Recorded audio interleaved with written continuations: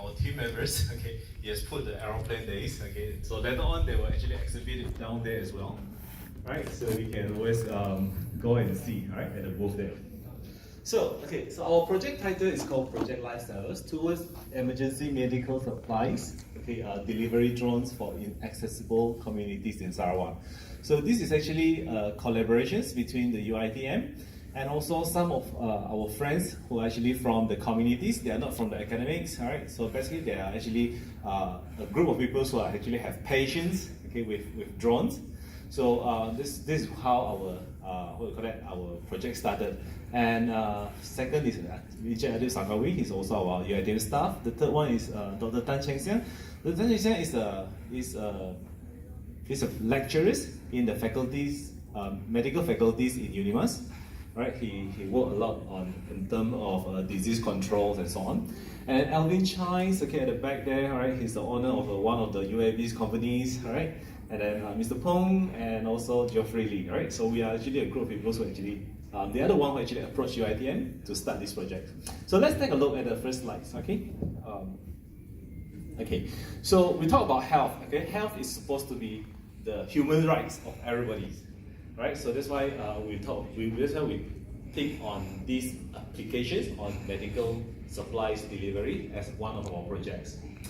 So in Sarawak, okay, we still have a lot of challenges in terms of transportations.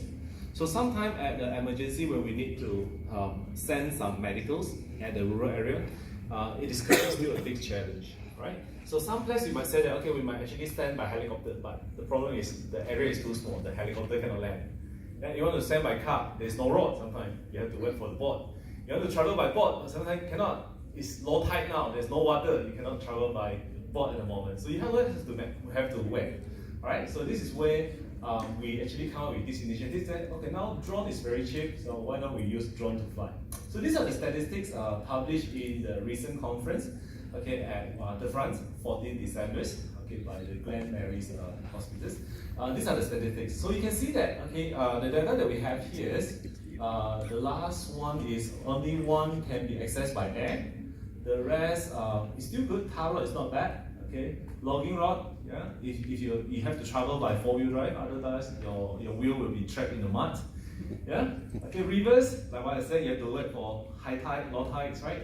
And then you have other things. Then, quite surprisingly, when I look at this data, is that I said, hey, how come most of the places got internet already? 98.6% got internet.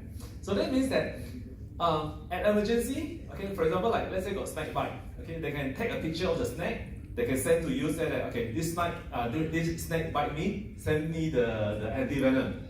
Okay, they can send WhatsApp. But the problem is, we know that, but we cannot send our venom there because low tide or maybe like no rod. See, so that's why it is very urgent for us to like look into the possibilities of how to actually send our anti-venoms or our medicine supplies there. So nowadays when we talk about drones nowadays the price has dropped significantly. Anybody can buy a drone actually.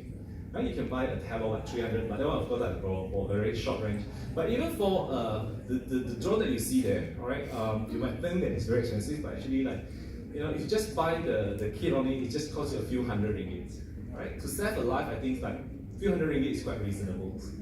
Okay, so sorry. Okay, so did anybody else do that? Has anyone done that before? Yes. Okay, there's this company called Zipline. Okay, that has actually implemented using drones to send medical supplies, right? And I heard that Indonesia is doing that as well. Okay, but when are we going to do it in Sarawak? That will be a much relevant question for us, right? So Zipline, they have it, but the thing is that the Zipline, their plan is very big. Okay, they need to build the whole station there, and you need very good equipment in order to launch the plan, and it's very expensive to build. So in our proposal, so what we're doing here is that for our project, our objective is to, number one is we want to try to see whether to use a drone to see whether we can deliver things or not. Okay, whether our local people, we can build it or not. Number two is we want to develop a course or something like, programs, okay, where the UITM can actually contribute to the community, okay, by identifying the experts from the communities, okay, so that they can be the one who actually guide our students and develop the drones. And probably maybe next time in the future we can set up a station and let the student run it as a center or a company, okay, for this particular purpose. So the proposal is there already, so I don't have to talk much about this one. Then, okay, these are actually our proposed concept. Okay, our proposed concept is, okay, we want to have set up the centers where we actually produce these drones. We will actually guide the students to build it, to maintain it, okay, and then after that we can actually supply this, okay, supply and sell the drones. Then after that, then we will actually collaborate with the consultants or maybe the communities, okay, to get their expertise and advices. So just now we look at the slides from the UniCal. Okay, they have a lot of drones, they have all the facility to test that. Okay, we don't have that here, but sometimes we might not need that. We just get whatever that's ready, proven can fly, then we can already supply, right? So we don't have to go to so much hassles. So then as external, then we get knowledge, we get suppliers for the parts and so on. And then for the UITM, we can actually do the trainings and the coaching part. So this is some of the slides where they fly. Okay, and these are the software that we use to fly. Okay, it's open source, right? So public can actually just download it and then you can run it already. So it's not that expensive actually. So okay, so in futures, okay, what I want to show you is there's another video here. Okay, I want to show you our testing.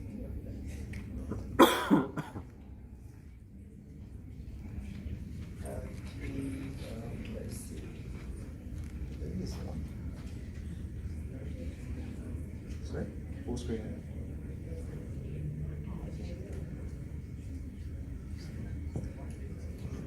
Can go forward. Awesome. All right, so this is our what we did there. All right, it's quite interesting. So we did it in UITMs. All right. So you look at the drone. There is a drone that we have there. So later on in the afternoon, you can see it in live. All right. So we're going to fly it. Okay. So why do we want to do it hand launch? Because we want to save the cost in to build the station and everything. Right? So the drone, even though we build it our own, so it can fly. Okay, that's the good thing. So for the data, we can fly it for about like 50 minutes. Okay, even on a windy area. Okay, and all these things are actually reported in the papers now. Right? So in future works, what we want to do is that we need more testings. Okay, so for the time being, we know that we can develop it our own, and it's very low cost. And in future, we want to do more testings. Okay, we want to see if, let's say, we want to extend the range to fly further. Because sometimes some of the station might be like 50 kilometers away. So we want to try to see whether we can fly that or not. Okay, and then we need to have more data to back us up to see the feasibility of these projects. So other things that we also learned from this project is that the bureaucracy and red tape. Okay, for the time being, the commercial aviatics law that we have in Malaysia are not so friendly towards our project, because one of the rules that they have is that they said that we cannot drop things from the sky, right? So we have to see is there any way that if we can reduce the weight of the item, okay, maybe we lower down the plane so that it's nearer to ground and then we drop. Okay, is it feasible? Are the CAM okay with it? Alright, so these are the things that we have to learn. And then we need more testings. And also another thing is we need to know how to, what are the items, okay, what are the items that usually need emergency supplies from the hospital. Right? So with that, I end my presentation and thank you very much.